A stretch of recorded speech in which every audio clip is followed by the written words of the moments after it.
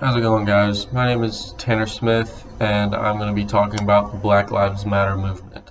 I'm talking about this movement because it is very big in today's society. It is taking up a lot of time, taking up a lot of people's attention, and I just have a few words to say about it.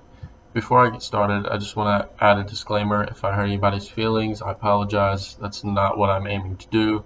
I'm just trying to get my point across and help further educate people about this movement.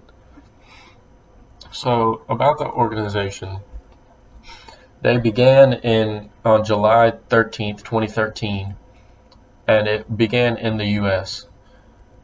So, even though it began in the US, it has been growing rapidly across the world because it is a very important subject.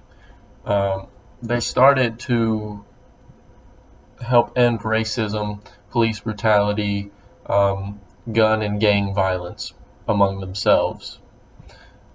So, like in past history, there's been a lot of discrimination. There's been slavery, the KKK, stuff like that.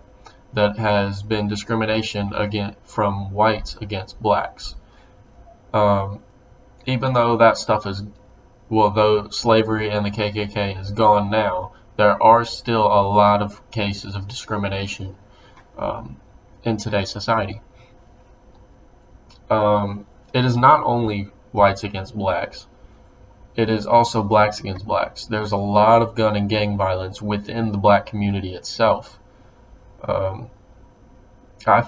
Personally, I feel like a lot of that is, they like to blame that on slavery and the KKK and past experiences, but that's just them living in the past. They're taking their past experiences to influence their present decisions, which, I mean, yes, that is going to happen in some cases, but I don't think that like the bad experiences should harp on your present situation. So yeah, along with the movement, there has been a lot of celebrities getting behind it, such as Samuel L. Jackson, Chrissy Teigen, Kendrick Lamar, and Katy Perry, and so many more. They're just behind this movement because it is very important. They have a lot of African Americans as actors, celebrities, and they want to protect them, obviously, because they're making a good impact on the world from what they're doing. There are multiple organizations, such as Wheelchairs Against Guns, that was started up by African Americans who were in gangs and they regret it. They ended up in wheelchairs from guns. They ended up paralyzed, whatever, and so they had to be in a wheelchair. And they go to inner city schools and they teach workshops to teach conflict resolution, critical thinking, and how to build and maintain a positive self-esteem. By doing these things, you are able to deter police brutality. You're able to resolve conflicts, and you're able to build that self-esteem so that you can be an individual. You don't have to sell drugs, join a gang, anything like that just to feel like you fit in.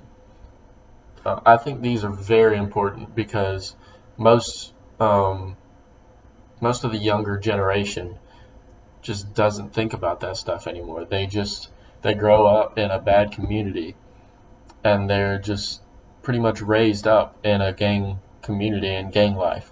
So that is not good for them at all because that is all that they see. So they think that's what they are meant to do with their life and that's what they have to do to survive. So currently Black Lives Matter, they've done a lot of stuff to reach their goals, such as the Wheelchairs Against Guns, the workshops, stuff like that. Those are the good things that are going on. But some of the bad things, I think, are the riots and stuff. There's no need to. I see like a what's it called? Like a silent protest like a peaceful protest, that is reasonable. But whenever you start riding through the streets and destroying other people's property just to try and get a point across, that is not the right way to get your point across. That is showing that um, there's a lot, there is something to, I guess, discriminate about, because y'all are destroying people's property that you had no reason destroying. They had no, they had no conflict with you, and you're just going around the streets destroying their property to try and show your dominance.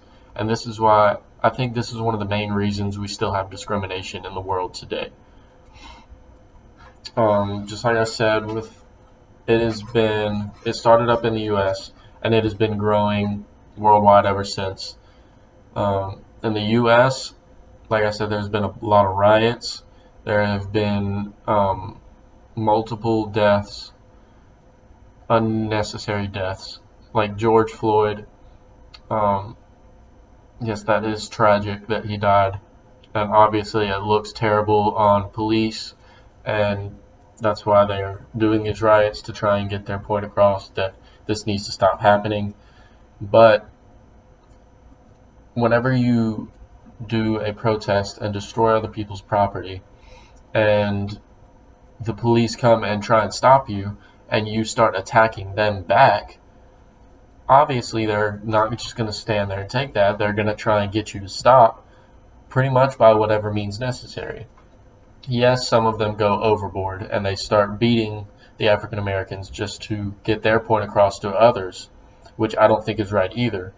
But whoever is destroying property, they need to be stopped, and sometimes they need to be thrown in jail, because it's not what we need to be doing, and it does not look good for the Black Lives Matter movement. So yeah, there's been riots all across the U.S.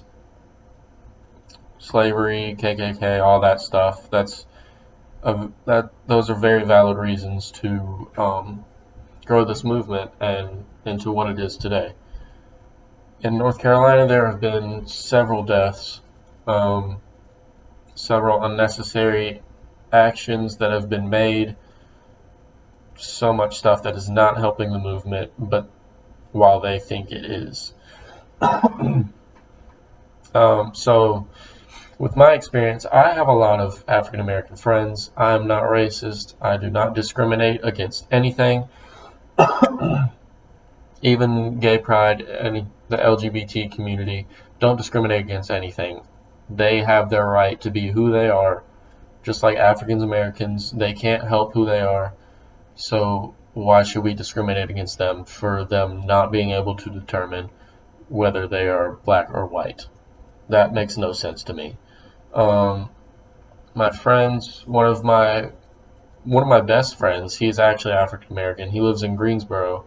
Well, he lives in Raleigh, goes to college in Greensboro, but when he was home in Raleigh, there were a bunch of protests, and he actually went out there and held a sign. He was not one of the aggressive members. He was just somebody pretty much there watching and supporting, which I can support that because he was being peaceful.